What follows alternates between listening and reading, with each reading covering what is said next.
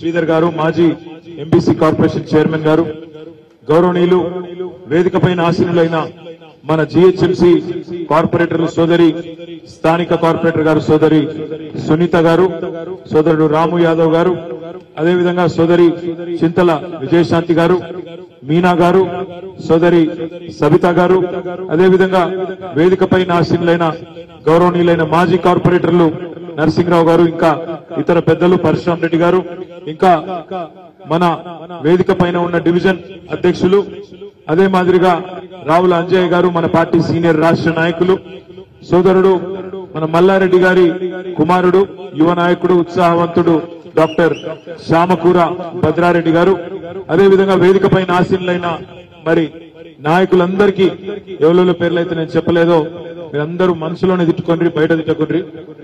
అదేవిధంగా మీరు ముంగట కూర్చున్న వాళ్ళు కూడా ఎవ్వరు ఇంకా అన్నం తినలేదని ఇప్పుడే రాజశేఖర్ చెప్పిండు. నేను కూడా తినలేదు. తిన్నారా లేదా? తినలేదా? రాజశేఖర్ తిండి పెడుతున్నా లేదా? చక్కగా పెడతాడా? అయితే పర్వాలేదు. దీని తర్వాత భోజనం ఉంది కాబట్టి ఎక్కువసేపు ఏం మాట్లాడాలి, 5 నిమిషాలు. మీ అందరికీ తెలుసు, హైదరాబాద్ లో జీహెచ్ఎంసీలో బ్రహ్మాండంగా ఇక్కడ ఉండే ప్రతి ఆడబిడ్డ, ప్రతి అన్న, ప్రతి తమ్ముడు ఆలోచనతో అభివృద్ధి జరగాలి అంటే కేసీఆర్ ఉండాలి, ఖచ్చితంగా గులాబీ జెండానే ఉండాలి అనే ఆలోచనతో జీహెచ్ఎంసీలో మొత్తంగా మనకే అవకాశం ఇచ్చినారు. ఒకటి మిస్ అయినాం, అది కూడా తప్పిదారి మిస్ అయినాం. ఆ గోషామహల్లో రాజాసింగ్ అంటూ ఒక్కడ దెబ్బన కొద్దిగా మిస్ అయింది, కానీ లేకపోతే అది కూడా మొత్తంగా క్లీన్ స్వీప్ అయి హైదరాబాద్ లో ఎక్కడ కూడా వేరే జెండా కనబడని పరిస్థితి మన జరిగిన శాసనసభ ఎన్నికల్లో. కానీ బయట జిల్లాల్లో కాంగ్రెస్ పార్టీ చెప్పిన మోసపు మాటలు, 420 హామీలు, 420 హామీలు ఏవైతున్నాయో, మీకు బస్సు ఫ్రీ, బంగారం ఫ్రీ, మీకు ఇది ఇస్తాం అది ఇస్తాం అని చెప్పి మొత్తం జిల్లాల్లో ఉండే అమాయకులైన కొంతమంది ఆడబిడ్డలను, అన్నదమ్ములని ఆగం చేసి మోసం చేసి ఓట్లు వేయించుకొని గద్దెనెక్కినారు. గద్దెనెక్కి 60 రోజులు అయింది. ఈ 60 రోజుల్లోనే రాష్ట్రంలోని ప్రతి గ్రామంలో చర్చ జరుగుతా ఉన్నది. ఈ 60 రోజుల కంటే ముందు ప్రభుత్వం ఎట్లుండే, ముందు పరిస్థితి ఎట్లుండే, ఇవాళ ఎట్లా ఉన్నదో ప్రతి గ్రామంలో ఇలా చర్చ జరుగుతా ఉన్నది. రైతులు చూసుకుంటా ఉన్నారు ఒకళ్ళ ముఖాలు ఒకళ్ళు. అయ్యో ఎంత పని చేస్తే కేసీఆర్ గారు ఉన్నప్పుడు వారం 10 రోజుల లోపల మన ఫోన్లన్నీ టింగు మనం మోగుతుండే 7,600 కోట్ల రూపాయలు మన 70 లక్షల మంది రైతుల ఖాతాల్లో రైతు బంధు పడుతుండే. కానీ ఈ ప్రభుత్వం వచ్చినాక 60 రోజులైంది, 10,000 కాదు 15,000 ఇస్తామన్నారు. కానీ ఇప్పటి వరకు ఆ 10,000కే దిక్కు లేదు అని చెప్పి రాష్ట్రంలోని రైతులందరూ బాధపడే పరిస్థితి. అదేవిధంగా కరెంటు కోతలు చాలు అయినాయి. మల్కాజ్గిరిలో కూడా చాలు అయినాయా? పోతుందా కరెంటు? పోతలేదా? పోతుందా? ఇక మళ్ళా కొనుకొచ్చుకోవాలి ఇన్వర్టర్లు, జనరేటర్లు. ఎందుకంటే ముందే చెప్పినాం, మనం కాంగ్రెస్ కావాలన్నా కరెంటు కావాలన్నా అని అడిగినాం, సిల్కకు చెప్పినట్టు చెప్పినాం. కానీ కొంతమంది విన్నారు, హైదరాబాద్ వాళ్ళు తిన్నారనుకో, బయట ఇన్లే. వినకపోతే ఏమైంది, ఇవాళ కరెంటు కూడా పోయే పరిస్థితి. గ్రామాలలో మళ్ళొక్కసారి ఇవాళ మోటార్లు కాలిపోవడు, ట్రాన్స్ఫార్మర్లు వెళ్ళిపోవడం, ఎండాకాలం కూడా రాలే, ఆల్రెడీ కరెంటు కష్టాలు చాలు అయినాయి. ఇక ఫ్రీ బస్ అని పెట్టింది ఒకటి. ఇక ఫ్రీ బస్ ఏమైతుందో నాకంటే బాగా మీకే తెలుసు, మీరే చూస్తున్నారు. ఆ బస్సు డ్రైవర్ ఎక్కే అందులోకెళ్ళి ఎక్కుతున్నారు, ఆ డోర్లకెళ్ళి, ఆ కిటికీలకెళ్ళి దుక్కుతున్నారు లోపల పోయి సీట్ల కోసం. ఎన్నడూ చూడలే మనం జీవితంలో ఇట్లాంటి దృశ్యాలు. మా ఆడబిడ్డలు ఒకరినొకరు జుట్లు పట్టుకొని కొట్టుకుంటాను, అక్కడక్కడ చెప్పులతో కొట్టుకున్నారు. ఇంతకంటే దుర్మార్గమైన పరిస్థితి నేనైతే చూడలేదు. ఒక దిక్కేమో ఆడబిడ్డలు గుద్దుకునే పరిస్థితి వచ్చింది, ఇంకో దిక్కు టికెట్ కొనుక్కున్న మొగోళ్లు వాళ్ళు నిలబడి వాళ్ళు తిట్టుకునే పరిస్థితి వచ్చింది. బయటనేమో 6.5 లక్షల మంది ఆటో డ్రైవర్లు రెక్కాడితే గాని డొక్కాడనోళ్ళు వాళ్ళు తిట్టుకుంటా ఉన్నారు. మార్పు అని ఓటేసినాం, మా కొంపనే ముంచుకున్నాడు ఈయన అని చెప్పి ఆయన వాళ్ళు తిడతా ఉన్నారు. నేను నిన్న కుత్బులాపూర్ నియోజకవర్గానికి పోయినా. షాపూర్ లో ఒక మార్కెట్ ఉంటే ఆ మార్కెట్ లకు పోయినా. ఒక పెద్ద మనిషి కలిసింది నాకు, సులోచనమ్మ అని. ఆమె ఒకటే చెప్పింది, కొడుక మేమైతే హైదరాబాద్ లో మంచిగా ఆలోచన చేసి ఓట్లేసినాం, ఊర్లలోనే మోసపోయినరు, తినే పల్లెంలా ఆయనతో మన్ను పోసుకున్నారని చెప్పి ఆ పెద్దమ్మ చెప్తుంటే ఇవాళ నాకు ఊర్లలో అనుకుంటున్న మాటలు కూడా నిజమే అనిపిస్తా ఉన్నది.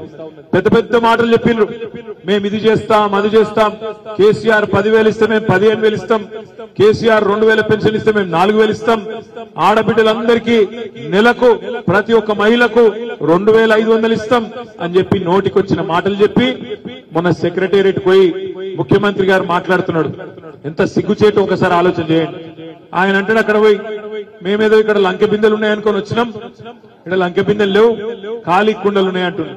మరి ఆయన ఇదివరకు ఏం చేస్తున్నాడు నాకైతే తెలియదు. లంకె బిందెల కోసం ఎవరు తిరుగుతారు?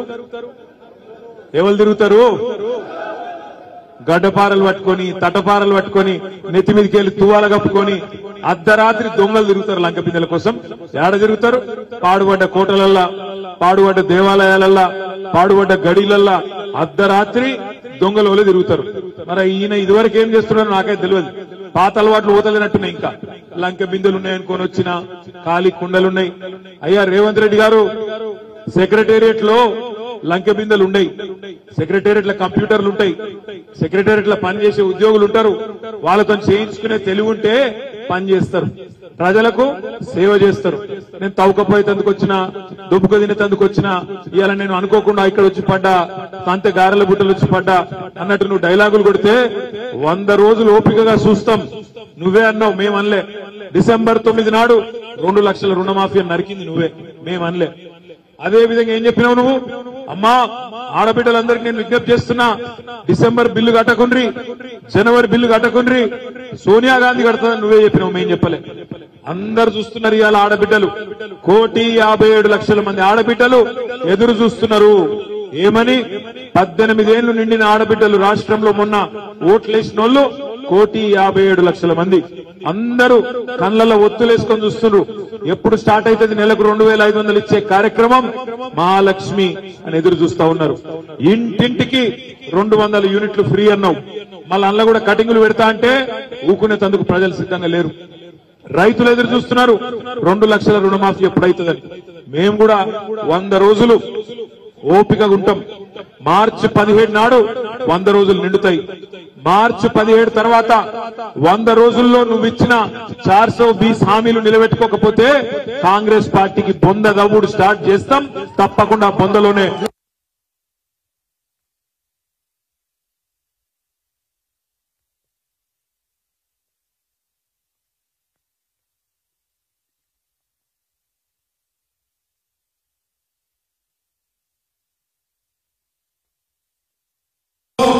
కేంద్ర ప్రభుత్వం బడ్జెట్ పెడితే బీజేపీ ప్రభుత్వం తెలంగాణకు 0 ఇచ్చింది.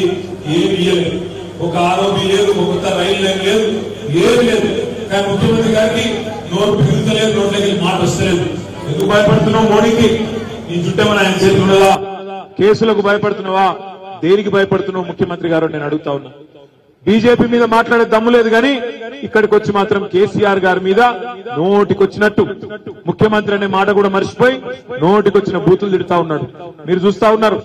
కేసీఆర్ గారి వయసు అంటే గౌరవం లేదు, తెలంగాణ తెచ్చిన నాయకుడానికి గౌరవం లేదు, 10 ఏళ్లు ముఖ్యమంత్రి ప్రజల చేత ఎన్నుకోబడ్డ ముఖ్యమంత్రి అనే విలువ కూడా లేకుండా నోటికొచ్చినట్టు మాట్లాడుతూ ఉన్నాడు.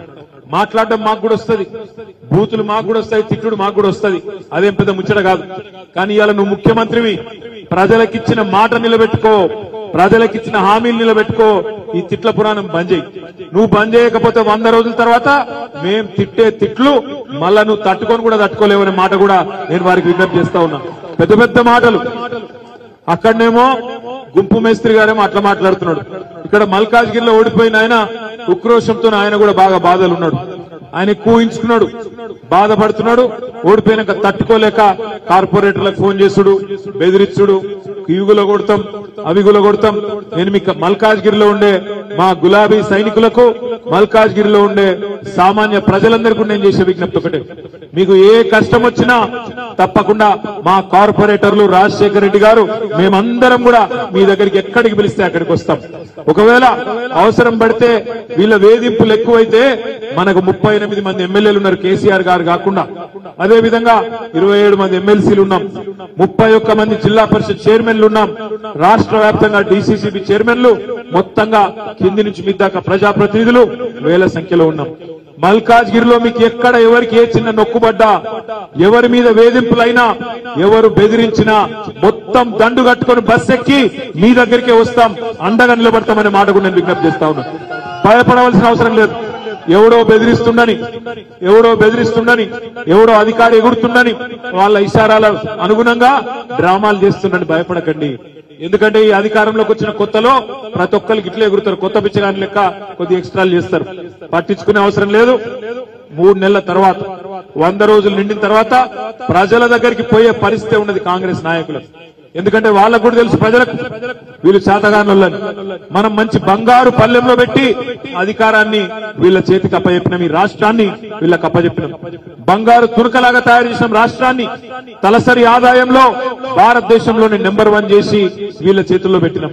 పెడితే ఇవాళ శ్వేతపత్రాలని ఇంకోటని తప్పించుకునే ప్రయత్నం చేస్తున్నారు, ఇచ్చిన హామీలు ఎగబెట్టే ప్రయత్నం చేస్తున్నారు. ముఖ్యమంత్రి సిగ్గు లేకుండా మాట్లాడుతున్నాడు. కేంద్రంలో కాంగ్రెస్ ప్రభుత్వం వస్తేనే నేను ఇచ్చిన 420 హామీలు నిలబెట్టుకుంటా అని సిగ్గు లేకుండా చెప్తా ఉన్నాడు. ఇంతకంటే సిగ్గుమాలిన మాట ఉందా?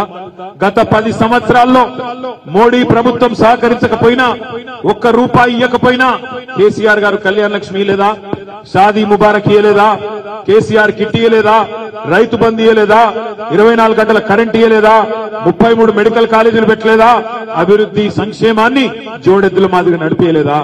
ఇవాళ నువ్వు తప్పించుకునే తందుకు కాకపోతే సిగ్గుమాలిన మాటలు. కేంద్రంలో కాంగ్రెస్ వస్తేనే మేమేదో చేస్తాం, మరి అదే ముక్క అసెంబ్లీ ఎన్నికల ముంగడెందుకు చెప్పలే? కేంద్రంలో కూడా గెలిస్తేనే చేస్తాం, లేకపోతే ఇవన్నీ డొల్ల మాటలే అనే మాట ఆనాడు ఎందుకు చెప్పలే?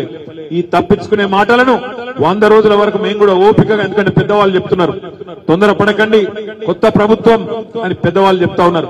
మేము కూడా తొందరపడం, కానీ మేం తొందరపడం కానీ అట్లా అని చెప్పి మాటలు కూడా పడం. తప్పకుండా అవతల ఒక్క మాట అంటే దానికి ధీటుగా సమాధానం చెప్పే సత్తా మనకున్నది. అసెంబ్లీకి పోయేటప్పుడు కేసీఆర్ గారు పిలిచిండ్రు, రాజశేఖర్ ను, నన్ను, మన ఎమ్మెల్యేలందరినీ పిలిచిండ్రు.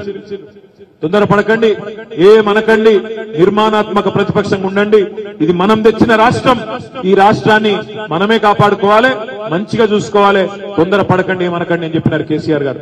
మేము కూడా అట్లే పోయినాక మంచిగా మర్యాదగా ఉన్నాం. స్పీకర్ ఎలక్షన్ కు రమ్మన్నారు, ఏకగ్రీవం చేసేందుకు పోయి సంతకాలు కూడా పెట్టాం. కానీ తెల్లారి గవర్నర్ గారి ప్రసంగం అని పిలిచింది. ఆ గవర్నర్ గారి ప్రసంగం ఒక సామాన్య కాంగ్రెస్ కార్యకర్త ఎలక్షన్ రోజు మాట్లాడిన దానికంటే హీనంగా ఉండే. అందుకే విధి లేని పరిస్థితుల్లో ఎదురుదాడికి దిగినాం. వాళ్ళు ఒక మాట అంటే మేము కూడా సమాధానం చెప్పినాం.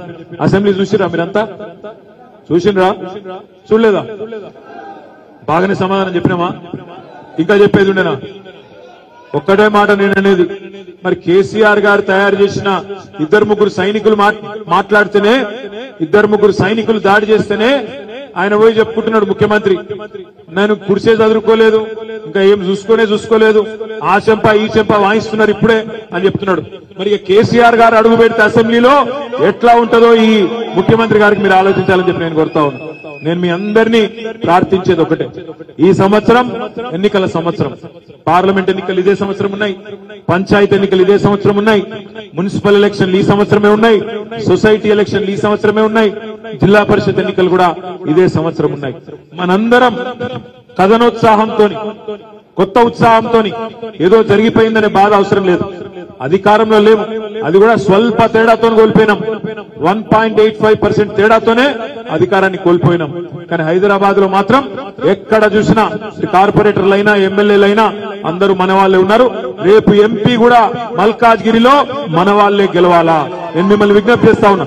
మొన్న లాస్ట్ టైం రాజశేఖర రెడ్డి గారు పోటీ చేసినారు ఎంపీగా. 2019లో రాజశేఖర రెడ్డి పోటీ చేస్తే స్వల్ప తేడాతో 4-5 వేల ఓట్ల తేడాతోని ఓడిపోయిండు. 30 లక్షల ఓట్లుండే కాన్స్టిట్యున్సీలో 4-5 వేల ఓట్లు మనకొస్తే అయ్యే పోతుండే. కానీ ఆ రోజు కొంత అలసత్వం, అన్ని మనమే గెలిచినాం కదా ఏముందిలే అని కొద్దిగా లైట్ గా తీసుకున్నాం. ఈసారి అట్లా కాకుండా గట్టిగా కొట్లాడదాం.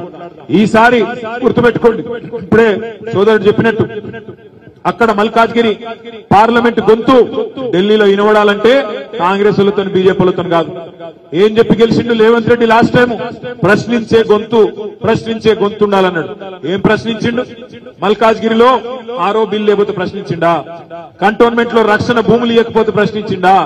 మల్కాజ్గిరి పార్లమెంట్ లో కనీసం వరదలు వస్తే నాగోల్లో ఇంకా ఇక్కడ ఆనంద్ బాగులో కనీసం ఎందుకు ఇయ్యలే రూపాయి మోడీ గారు అని ప్రశ్నించిండా? ఎవరని ప్రశ్నించిండు? ఎక్కడ ప్రశ్నించిండు?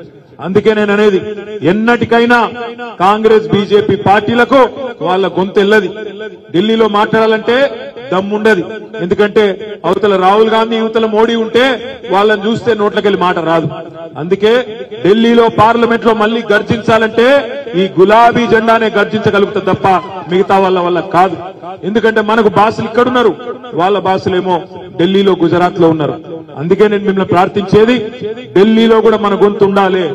ఢిల్లీలో కూడా గులాబీ జెండా ఎగిరితేనే తెలంగాణ రాష్ట్ర ప్రయోజనాలను పరిరక్షించే, తెలంగాణ అస్తిత్వాన్ని పరిరక్షించే ఒక గులాబీ పతాకం అక్కడ ఎగిరితేనే మన ఎంపీలు పార్లమెంట్ లో ఉంటేనే మన రాష్ట్రానికి లాభం అవుతుంది, మనందరికీ మన ప్రజలకు లాభం అవుతుంది. దయచేసి రానున్న రోజుల్లో ఏప్రిల్లో ఎన్నికలు జరుగుతాయని చెప్తా ఉన్నారు మల్కాజ్గిరికి.